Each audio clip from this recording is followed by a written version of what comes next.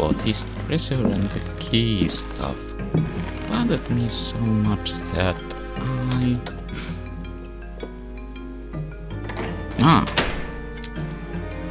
Check the walkthrough. We find 2 small mirrors. And for some clues as to how to use them, we should go and check something I missed back at the loft.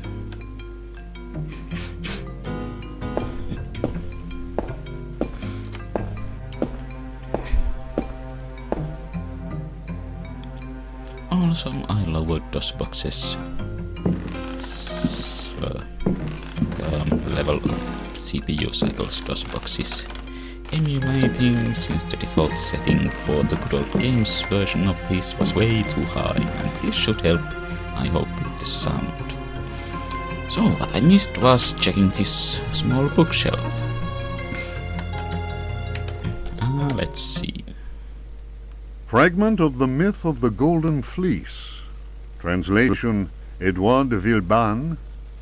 Hesperides Publications. I wonder if that is real thing, the translation and the publisher, or maybe another nudge at the Lovecraft stuff. Then Perseus came across Ichios, who had been turned into stone. He spoke to his companions and said, "Beware of the Medusa. He who looks into their eyes is doomed to the same fate as that which befell poor Ichios, and will never more set eyes on Seriphos." "Must we go blindfolded?" asked Emelopes. "Take up your bronze shields and polish them until they flash in the sun," answered Perseus. "Fill your hearts with courage. May Artemis guide us as though we were an arrow from her quiver." But Emelopes was not satisfied. "Why do that, Perseus? Is 3 inches of sharpened metal not enough to destroy these accursed creatures?"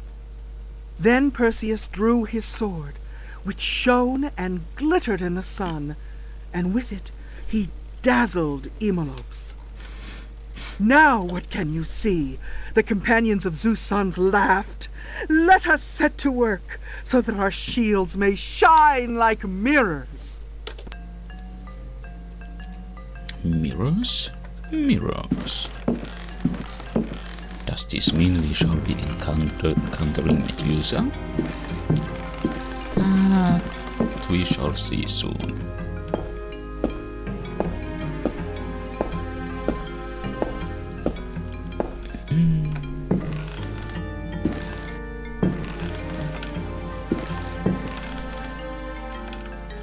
And still avoiding the floor. Up. No need to do anything with that.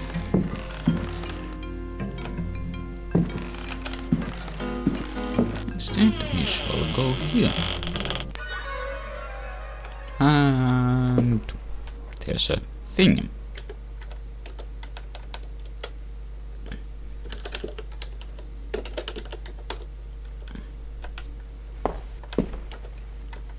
Let's see. I have this.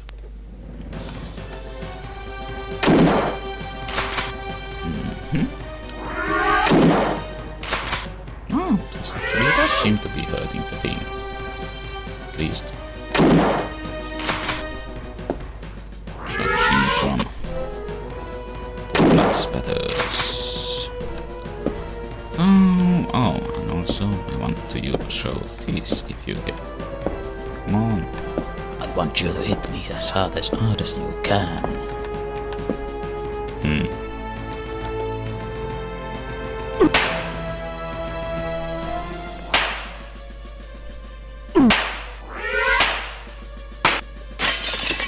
Right, and that sound was this. Well, I guess you could just... Oh yeah, and there's this way another one. I suppose you could just fight at least one of these, but if we make use of the mirrors and these conveniently placed statues... Up. No, not that one. This happens. Check out those garage shaded puffs of smoke.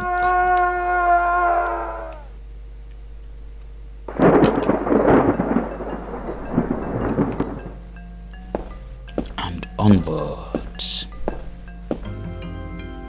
Now we don't need to go back to those top 2 floors ever again.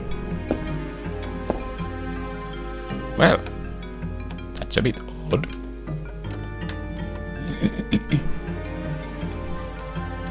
Just closed on itself and locked. I wonder if there is something supernatural going on in this house.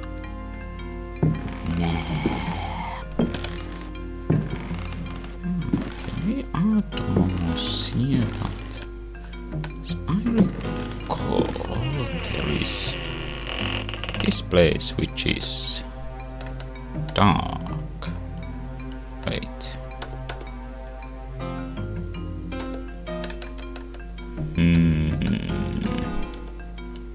Oh, right, I don't have anything to light the lamp. Well, let's... Oh wait, I actually remember where to find a lighter. And... That was a weird noise. Not even sure what makes that kind of noise. Now, there is a ghost sitting on the chair, and we do not want to disturb it. Well, I'll show what happens if you do. Hi. Well, actually, it's not anything that spectacular. It just gets up, turns into whatever you would call that.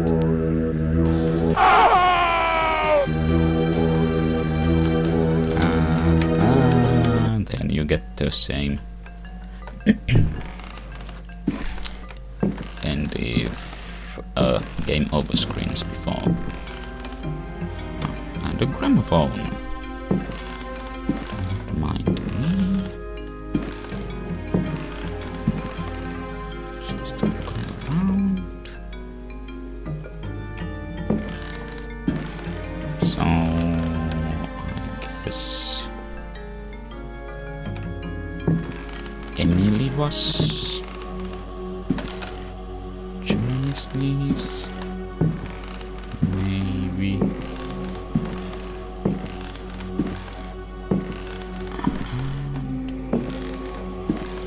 And I am out of here. Okay, I imagine the okay. I figured the fireplace poker might be a weapon. Alas, not so.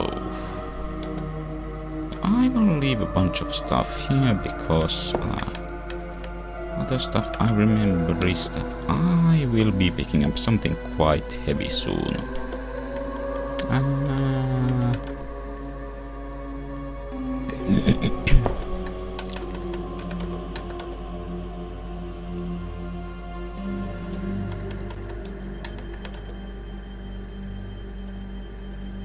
What else do I have? That...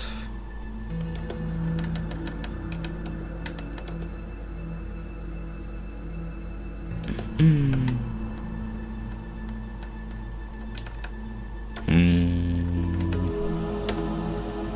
Okay. Hopefully that is enough.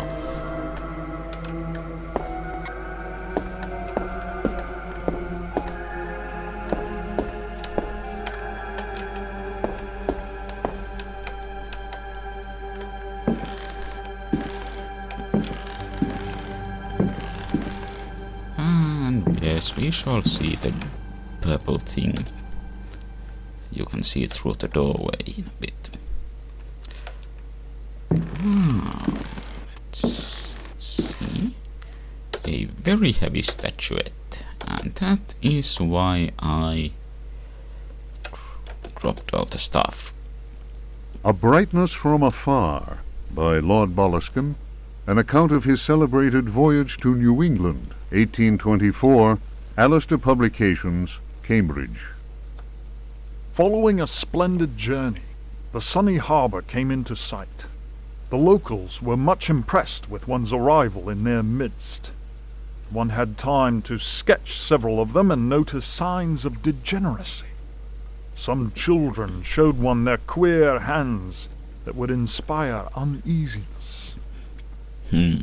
I guess that's a reference to the stuff in Love. No, what was it? Human deep one half-breeds that have webbed fingers. Upon the promise of a few coins, a child is undertaken to reveal to one a most prodigious phenomenon of a natural order. One admits to being skeptical as to the prodigiousness of the marvel, whatever it may be. Indeed, one suspects it to be little more than an evening stroll to some charming wooden hut situated in the forest hereabouts. One will nonetheless go, for it is always well to submit to such local enthusiasms. One admits to being somewhat flabbergasted. The Milky Way shone like the fires of the apocalypse from the inky celestial vault. Certain distant stars, normally invisible to the naked eye, were clearly visible, glittering indeed with a strange intensity. The heavy clouds that had settled above the village had no hold over that place. Okay, that thing is from a specific Lovecraft story, I believe. A remote, small town or village. There is a place where the sky looks all different. Oh, well, the stars. Shadow over Innsmouth, maybe? It would be pointless to offer here the names of the constellations one perceived in utter clarity. Apart from the interminable length of such a list, one might conceivably risk being charged with exaggeration. The cross cast its shadow on the ground. The sea in the distance was dead calm. Tonight, one will return to that spot and draw those stars. Tomorrow night, one will at last see Halley's comet in all its brilliance. The youngster will carry torches, despite one's developed sense of direction. Honed by years of travel, one feels incapable of finding one's way through the dark forest unaided. And of course the game Shadow of the Comet was largely based on that story. The drawings will, one is convinced, set light to the souls of men. Such a moon! One lost count of the craters, so sharply was their definition. Loath as one is to seem excessive in one's appraisal, one cannot but feel that the forest clearing is indeed a place outside the common laws of time and space. Surely it is not an hallucination. How strange to consider that idle conversation, some research in the British Museum, and a voyage to this backward village should culminate in so astounding a discovery. It may be that others have noticed the extraordinary nature of that place. How else could one explain the presence of that cross? And I think Lord Boleskine is the chap who built built his mansion in the first place. I think there is... Yep. We'll go into search mode. Odd. The oil has not gone down at all. You have to put the lamp away to search, but you can still perfectly find stuff. Even in the dark.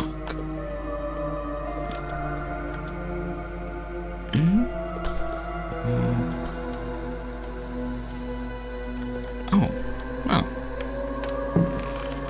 Actually, looks like this oil lamp is going to last a reasonable amount of time. Okay, just checking that I am in a... well, wasn't just in the wrong place to search. And...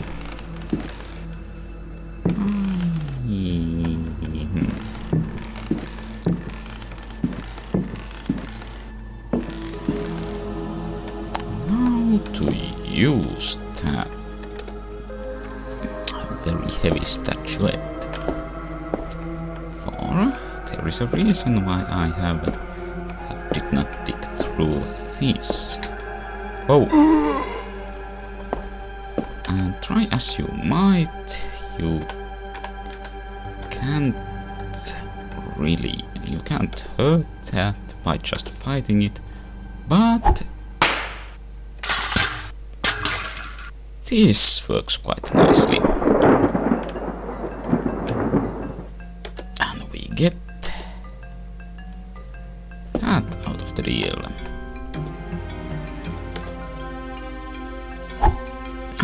No need to hold on to the statuette. And... yes. I think we might need to put that somewhere. Sure, I'll take that and that. And is the oil can all I left?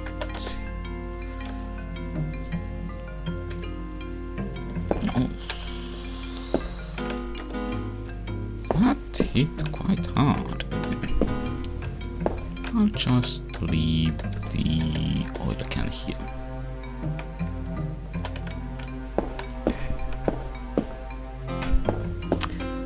And now... well, let's finally go in there.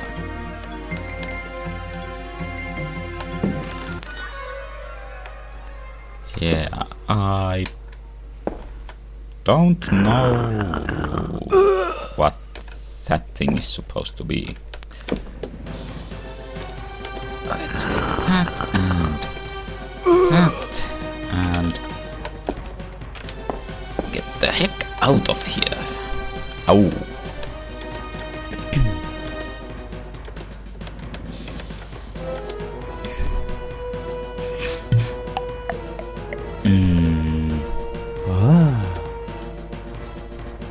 Know what? I want to see if I can do that with less damage. I should at least be able to keep this down to one hit. Yes!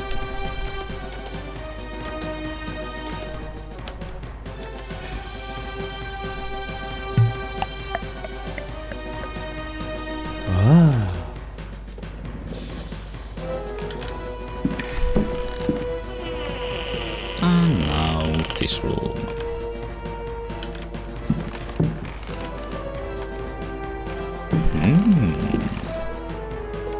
Oh, can I open the curtains?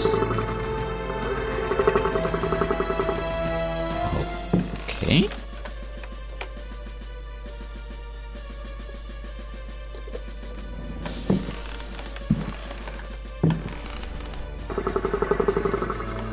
So,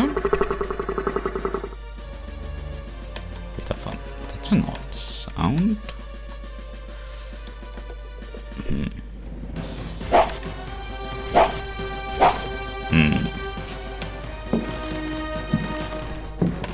Well, I'm sure it's nothing. There appears to be something on the mantelpiece. Shall take that, and oh dear. Let's see how good this is.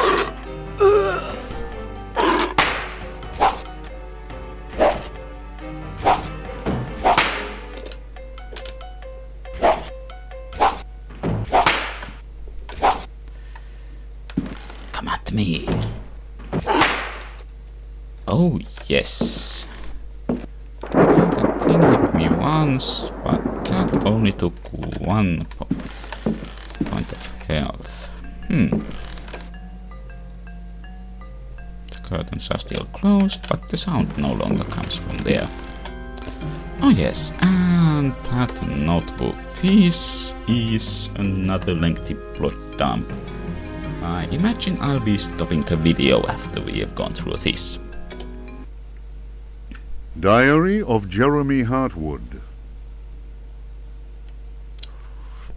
Shouldn't you keep a diary on something, sturdier than a ring-binder notebook like this? September 27th, 1924. I have decided to keep this diary. Too many inexplicable events have taken place recently.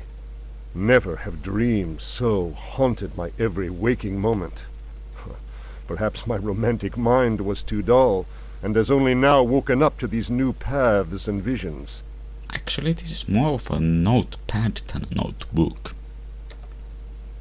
Some, seeing my recent paintings, may question my sanity. I can only ask them, what is sanity? Where does madness begin? September 28th, 1924. The night is pitch black. I am again drenched in sweat.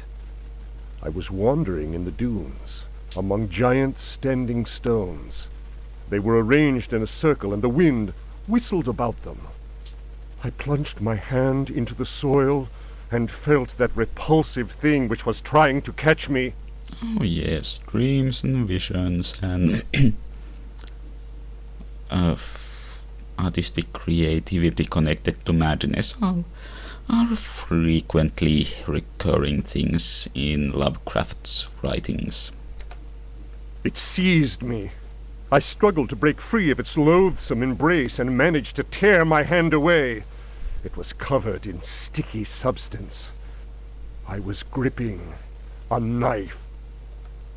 October 5th, 1924. The stone circle is a pentacle. Derceto's library is filled with books on the occult.